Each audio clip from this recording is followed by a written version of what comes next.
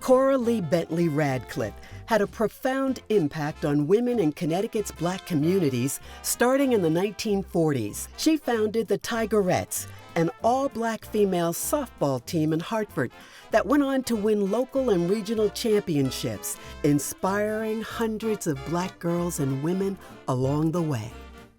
We know in the late 40s, Jackie Robinson breaks barriers in the Major League Baseballs. In this era, Cora Lee was also a game changer in breaking barriers, opening up opportunities for young women, African American women, to come to the field and be leaders on and off the field. This dark-skinned Black woman from Tallahassee did so many things in a time where there were nothing but barriers.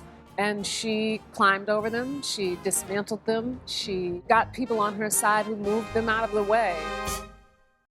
Cora Bentley was born in Tallahassee, Florida in 1922. Her parents, Carrie Jones and Arnold Bentley, had 16 children. Cora Lee was a gifted singer and athlete at Lincoln High School, graduating in 1936. She went on to attend Florida Agricultural Mechanical College, where she excelled in track, among other ambitions. Florida A&M University, an HBCU that is leading this country in producing Black excellence. She understood the value of attending such an institution. In the mid-1940s, Cora Bentley made her way to Hartford, Connecticut. And she came to Hartford working for Hamilton Standard, and then she discovered the Independent Social Center, and she decided to work with young people that were at risk. The Independent Social Center was in the north end of Hartford, where neighborhood high school girls hung out after school. In 1945, Cora Bentley decided to create something both challenging and fun for the girls, a softball team. She named them the Tigerettes. They just don't come on the record just being an okay team. They're breaking records and winning championships right here in Hartford.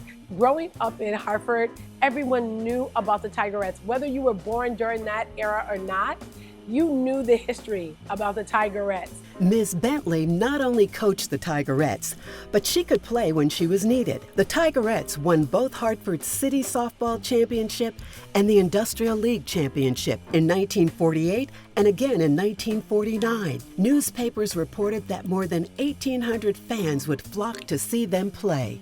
Coach Bentley also organized an all-Black Tigerettes girls basketball team. They were equally successful, winning first place in the Independent Dusty Girls Basketball League and capturing the title in the New England Negro Girls Basketball Championship. To be able to see a group of women during that era when Black women, quite frankly, weren't seen as women who did anything for enjoyment. They were seen more so as domestics or just really in the workforce. But here we are. They did things that no one else was doing around us. Cora Bentley not only taught the girls how to play the game, she taught them life skills like sportsmanship, the importance of community service, and dealing with racism. On and off the field, they are facing challenges. They're facing racism. We can see white supremacy embedded right here in Connecticut. But all throughout that, Cora Lee is reminding them to play with pride and play with dignity. My mother was always positive and always giving a helping hand.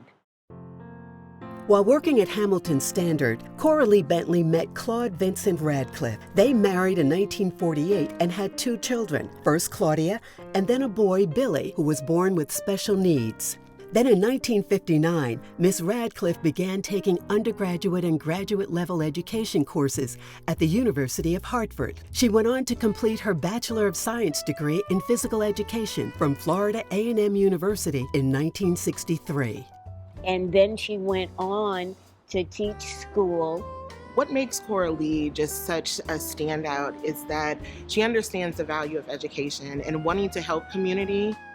Mrs. Radcliffe became an active member of Hartford's Union Baptist Church and sang in the choir. She helped raise money for scholarships for the Greater Hartford Club of the National Association of Negro Business and Professional Women's Clubs. Cora Lee was a charter member of the Hartford, Connecticut chapter of Florida A&M University's National Alumni Association. And she believed very strongly in giving back to the school and supporting HBCUs in general because of what that could give to our community.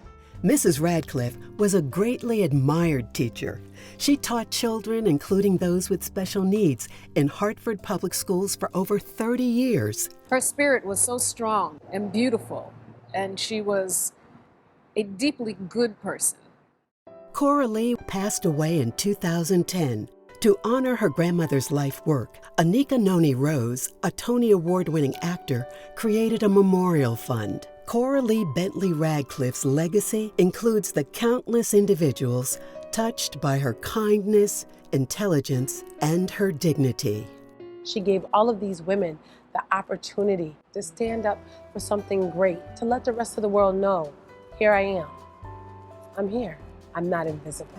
She opened up a pathway for Black women's leadership in not only the greater Hartford area, but Connecticut. I believe she's one of those among the ranks of the pioneering women that provided those opportunities. She believed in women, the strength of women, the ability of women.